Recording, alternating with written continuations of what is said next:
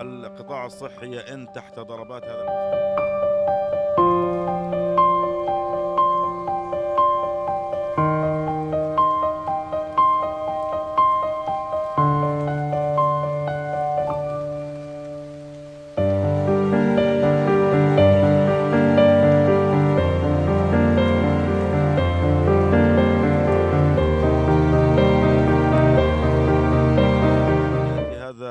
العدوان في ظل وضع صحي صعب يعيشه قطاع غزة منذ أكثر من 17 عاما.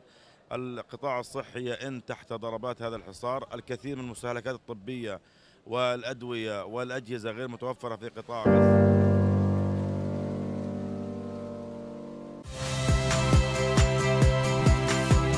Saya Iriana Mardanus, saksikan program-program Kompas TV melalui siaran digital, pay TV, atau media streaming lainnya.